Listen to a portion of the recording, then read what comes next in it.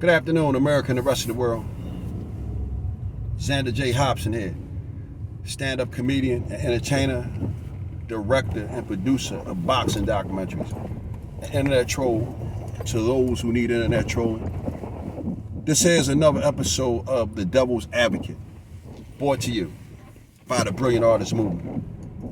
I'm trying to grow the platform, so please subscribe, like this video, share it. And by all means, leave your comment in the comment section, because I enjoy checking out the feedback from these videos that I make, as well as exchanging opinions and points of views with you all. Now, folks, listen, there's a strong possibility that my channel may have a shadow ban on it.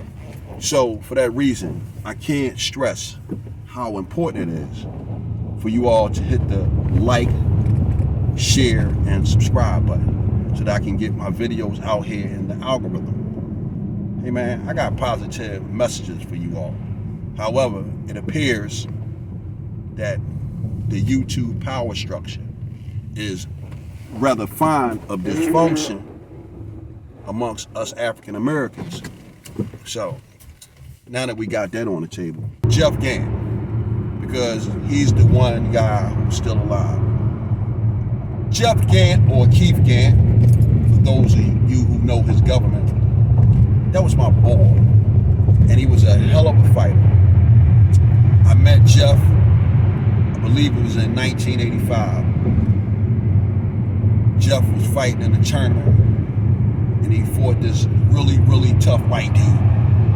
And Jeff and that white dude was at Joe Frazier's gym, and they was rocking and rolling. That white boy came to kick a nigga's ass that night. And him and Jeff was in there locking. But in that last round, Jeff, who had an awkward boxing style, hit that white boy with an overhand right and knocked him the fuck out. Jeff was a straight up and down knockout artist, man. The dude could hit. Jeff was one of these guys.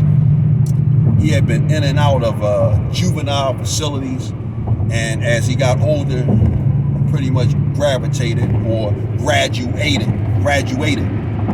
to the adult facilities. But he was a hell of a fighter.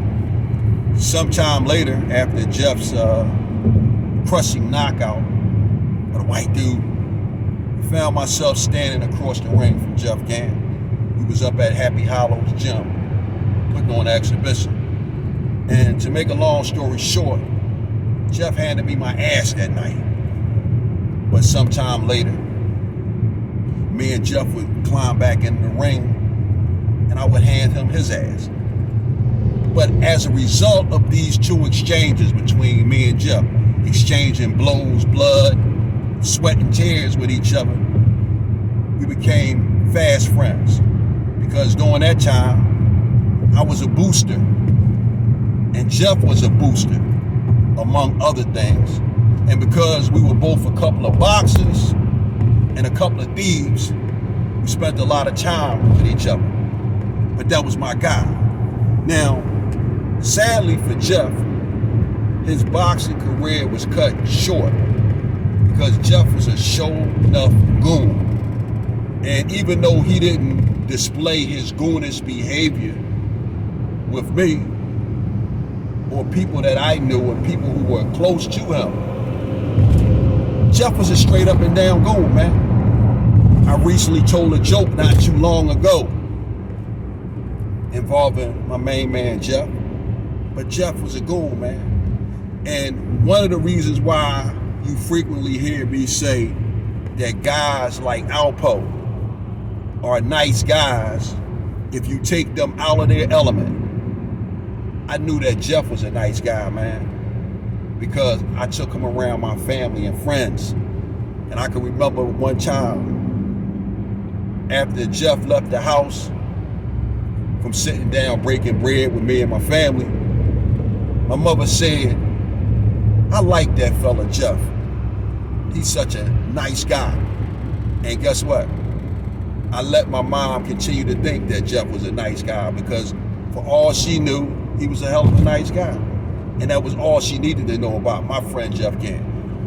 Another thing about Jeff Gant, man, Jeff Gant was like the penal champion. You know, he was a hell of a fighter.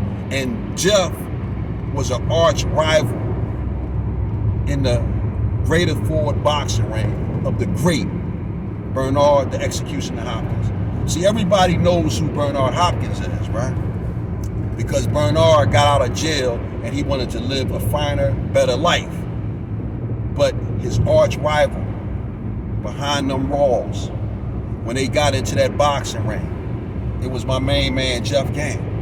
I'll never forget, on one occasion, my days of boxing were behind me, but I still hung around the boxing ring because I had a lot of friends who still boxed. Most notably, our man, Jeff Gant. And I never forget, as I was coming into the Champs Gym, which was now located on 26th Street, right off of Girard Avenue, as I was coming up the steps, I heard all this thundering, cheering, and applause, and screaming and hollering.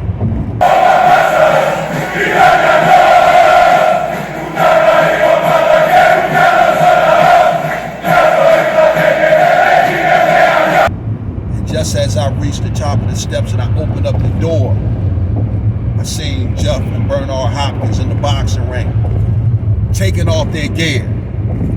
And I turned and looked around at some of the guys that was in there and some of the animated faces. And one guy looked at me and said, "Damn, Chuck, you missed it."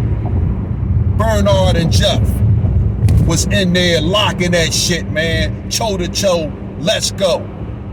And I was like, God damn, because I've never seen Bernard and Jeff box before. And just as I made eye contact with Jeff, he looked at me and he said, "Yo, what's going on, Mad Dog?"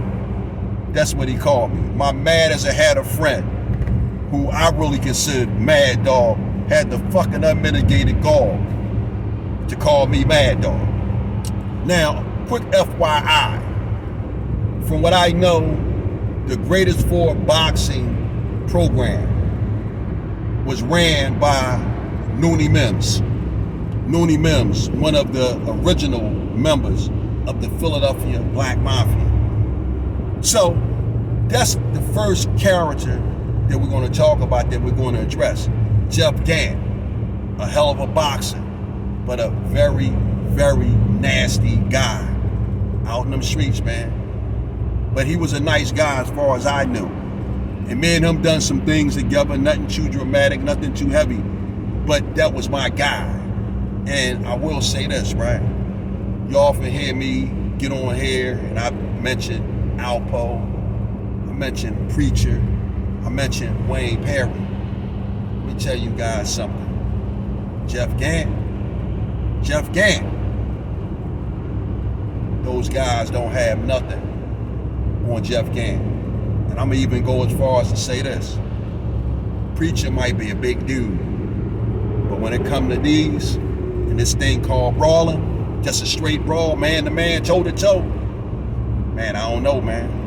I don't know. My man Jeff, he's a real live pit bull. That's what Jeff Gant was.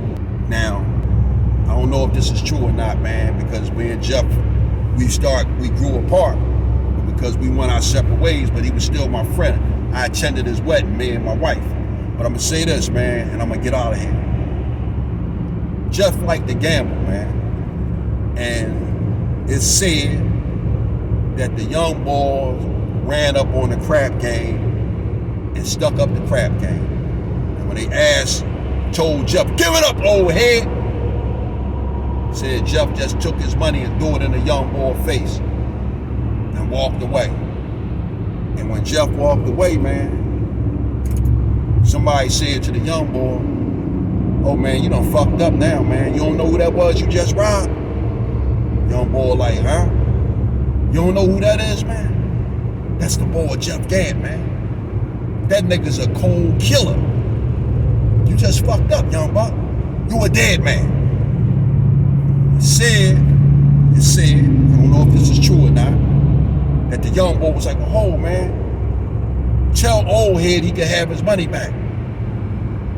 One of them boys said, you tell him. They said the young boy ended up calling the cops on the guy. And Jeff ended up getting caught sometime later with a pistol.